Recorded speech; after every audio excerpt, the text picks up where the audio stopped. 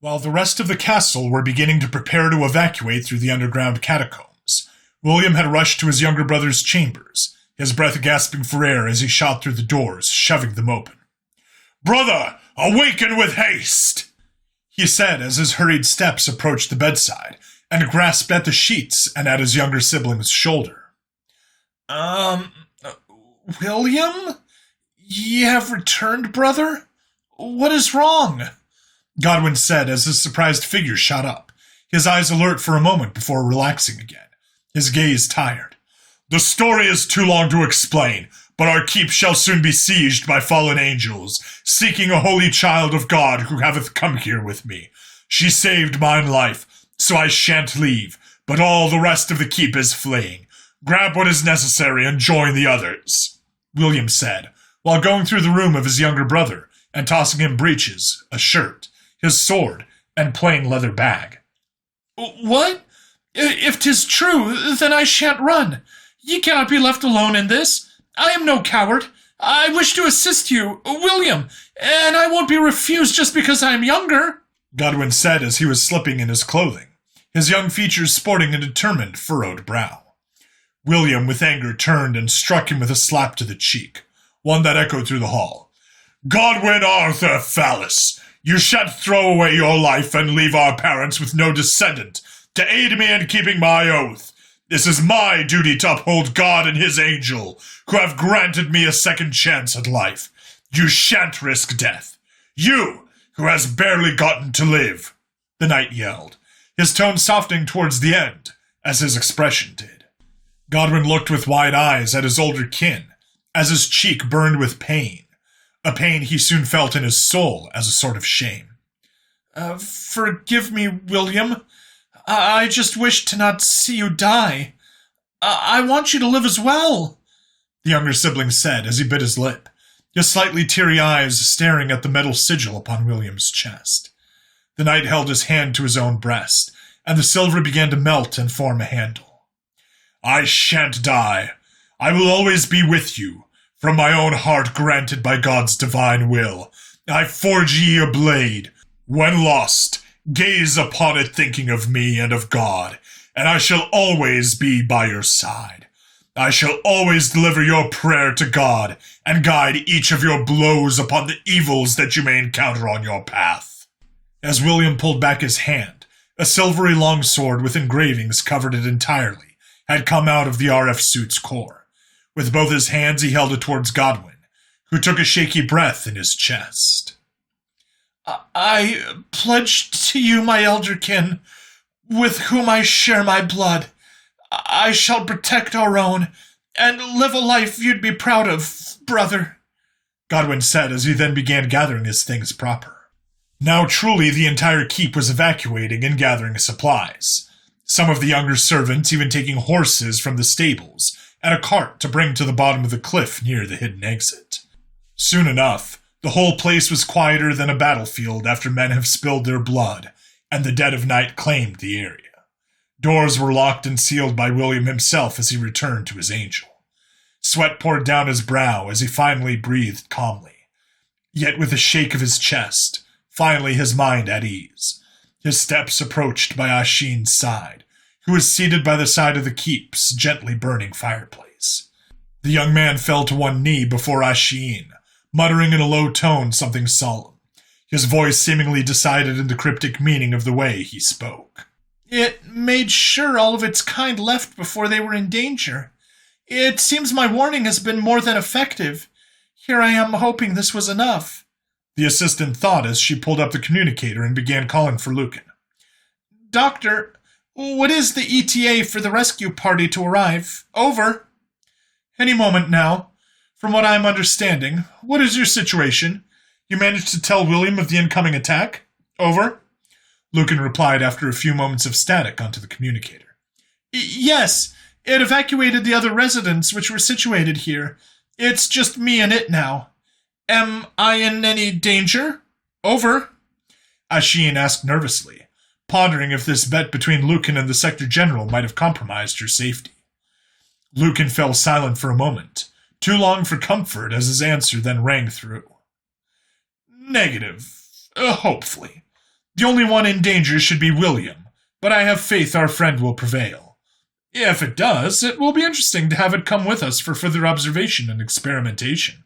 I'm already thinking of implementing a cloning program for the soldier drones based on its DNA if it proves useful, Lucan said with a clear glee in his voice. You just used his life and my safety as a token to bet your career upon? Ashin whispered angrily. You should be in a mental institution, you crazy bastard! She retorted, annoyed. Progress is driven by inspiration, and inspiration comes from necessity. This war is madness, and war demands progress, and this thing is my inspiration. Besides, if I am insane, what does that make it? One cannot do what it did without a bit of madness. Listen here, Ashin. Everyone has a bit of madness in them, and those that claim they don't, they are the ones truly crazy. Over and out, Lucan said solemnly, but in a way that Ashin could almost envision his sick grin on his expression. In this way, the Angolan assistant was left in silence, only with the crackle of the fire besides her and William's murmurs to keep her company, besides her racing mind. Not too far away from this situation, 2 Angolan soldiers were riding their anti-gravitational all-terrain vehicle. Zadel and Kassel were 2 of Ogden's finest soldiers that he had at his disposal.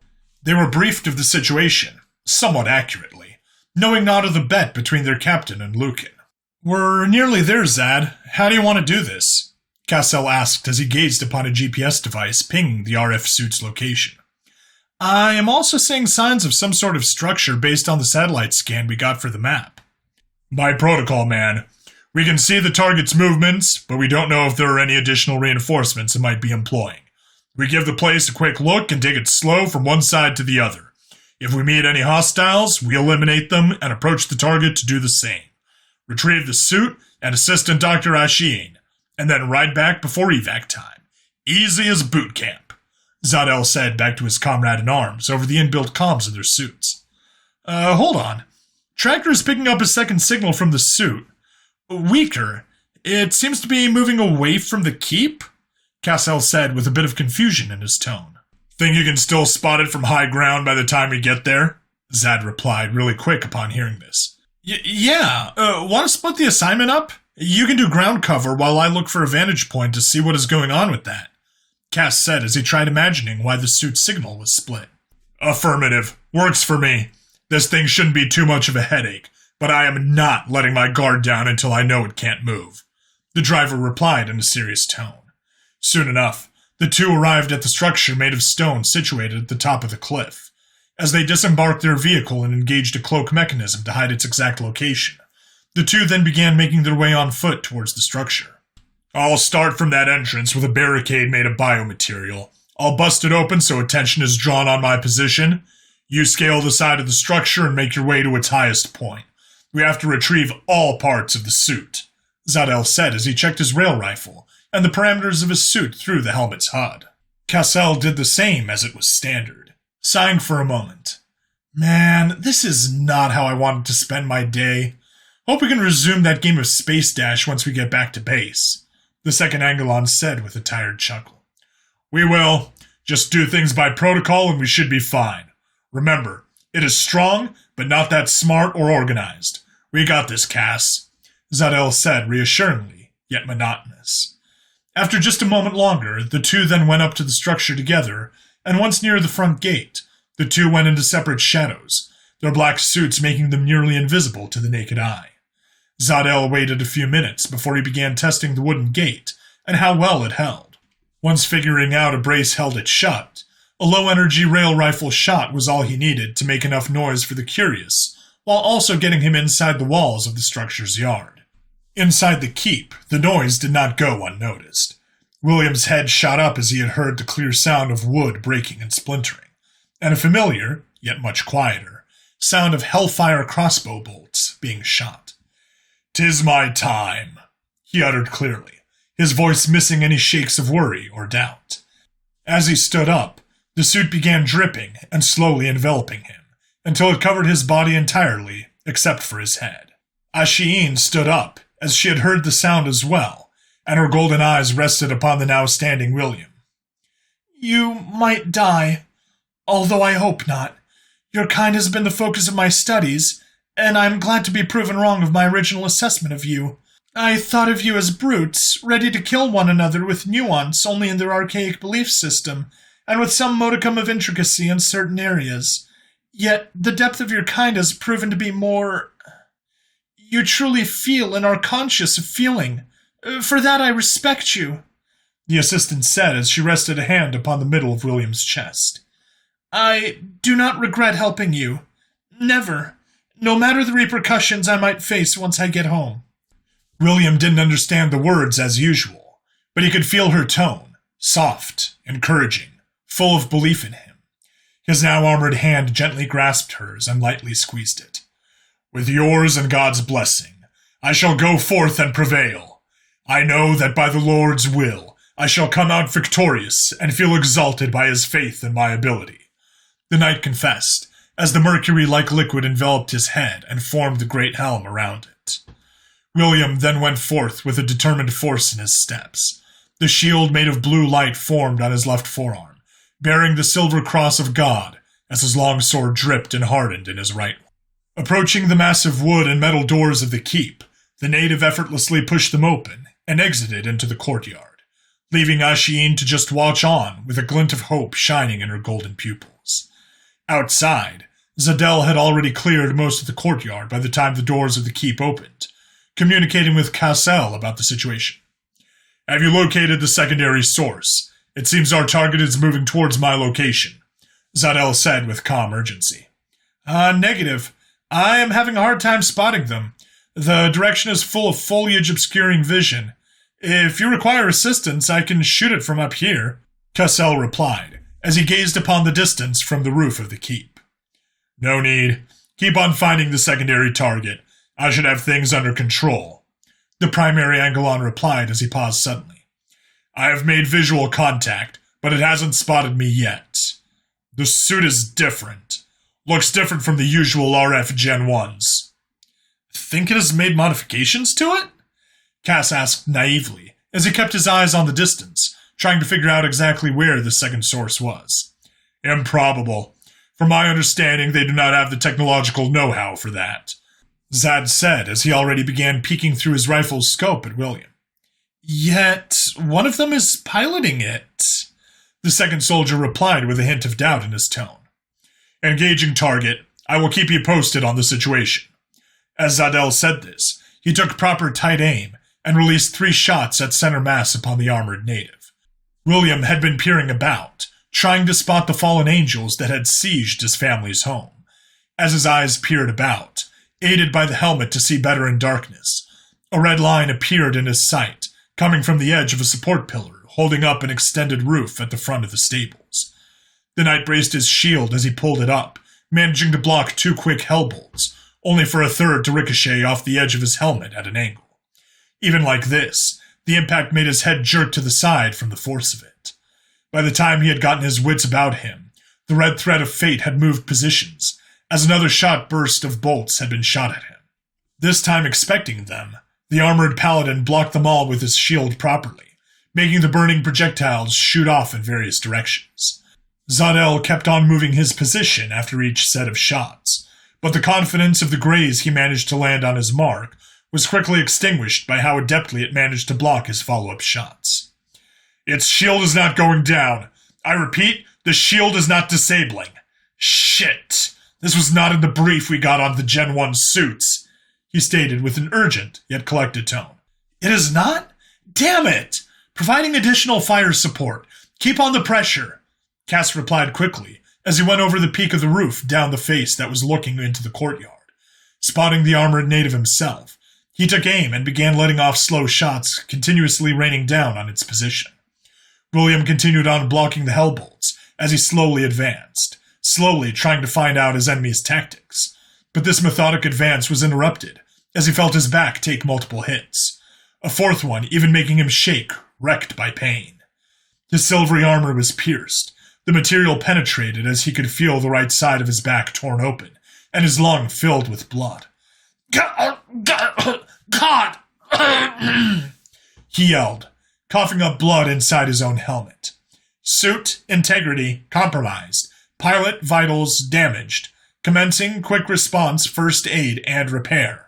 The AI stated in its usual low, dead tone, as the mercury-like metal began covering up and flooding the wound.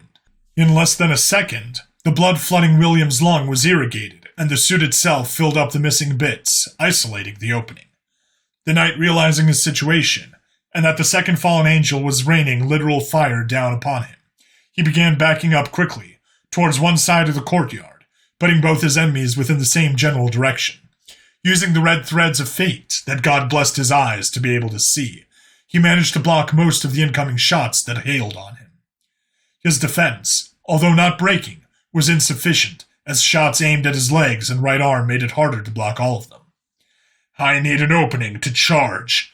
God, please, give me the reprieve I need to sink my blade in these unholy heathens. Oh, hear my plea unto you, and grant me the speed of the wind to reach my enemies once more, he thought as he kneeled down, holding his shield at an angle slightly to minimize the number of areas he could get hit from. After what felt like an eternity of getting pelted by burning hot rocks that at times ripped parts of his armor and flesh, the opening that William prayed for had arrived.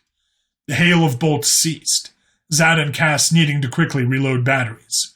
William stood up as his suit began rebuilding itself and closing up his wounds, and in a few cases even having to fill up holes in his thighs that had the shot go through entirely.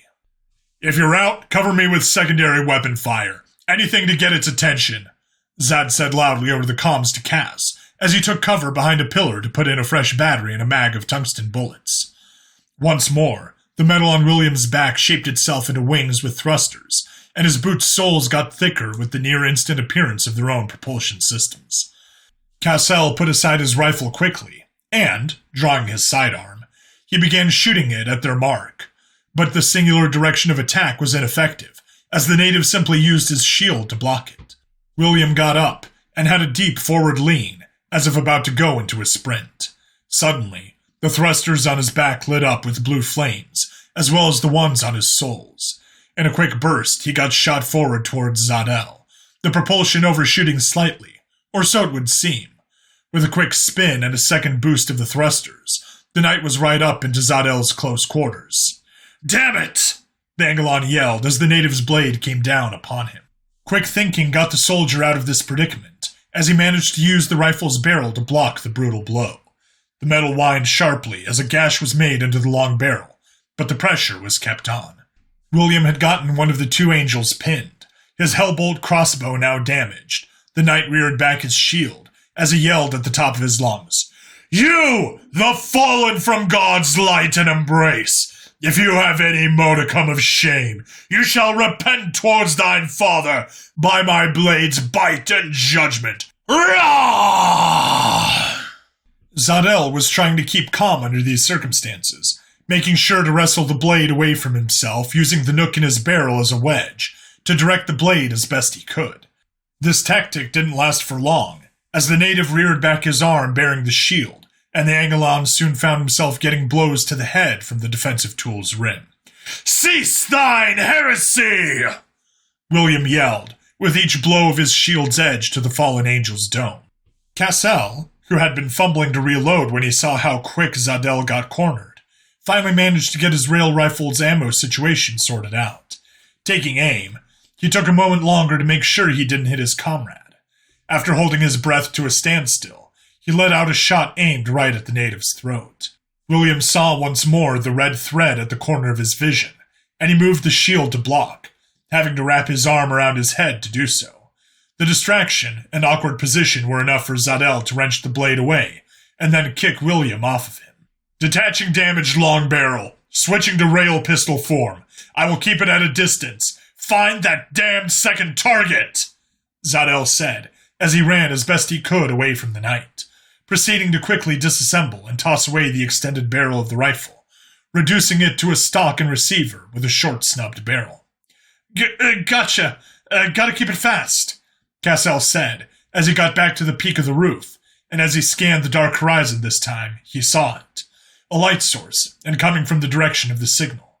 It was a good distance away, but nothing his scope couldn't handle. Found it! The soldier yelled. Fire until the signal stops moving, then come to assist me, Zadel said, as he was now a good distance away from the armored native, who had just properly gotten up. Cassel began firing upon the faraway moving targets, while Zadel shot his rail pistol at William. The now snubbed weapon had a much harsher recoil and control to it. The Angelon had to reduce his fire rate.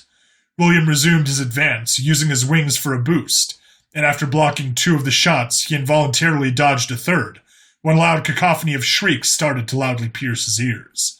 He could hear his brother's voice yelling in panic, and several others, as well as loud shots of impact near them. In a daze and confused, William got back to his feet, using his shield to block another shot, before recoiling once more from the screams. "Brother?" he asked loudly, as his breath spiked, hearing the thunder of the hellbolts from above, and seeing light shooting in the direction in which his family fled. His eyes widened. "No!" William found himself sinking in a sudden pit of despair he didn't know he was inside of. His eyes fixed on the roof, the system of the suit didn't need more than one brain signal to know what to do, as the thrusters powered up hard for a stronger boost. "Shit! It's preparing to come after you! Engaging in close quarters! Neutralize your targets!" Zadel said as he rushed in a sprint to William. With a leap powered by his own suit's motors, he managed to reach and latch onto William's legs just as he was about to take off. The sudden shift in weight made the knight jump boost himself into the keep's front wall, and then harshly push against the crumbling stone, and get shot back down in the courtyard together with Zod. Once back on the ground, the Angelon soldier managed to grab a hold of the armored native. He pushed one propulsor to the side and wrapped his other arm around his enemy's neck to hold it down. William struggled to break free, his movements aggressive and hasty, as his heart pounded harder and harder. As the Hellbolt shots continued, he kept on hearing the screams of his peers, some of them gurgled and dying out, some shrieking and praying in a cried panic with fervor. "Stop it! Stop it! Stop it, you cowardly monsters!"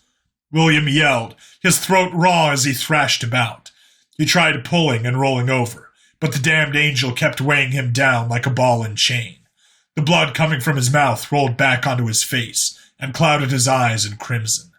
The smell of blood, the inability to do anything, and oh, the screams that echoed in his head. The knight roared like a furious, dying animal, letting out his last death screams. "Stop!"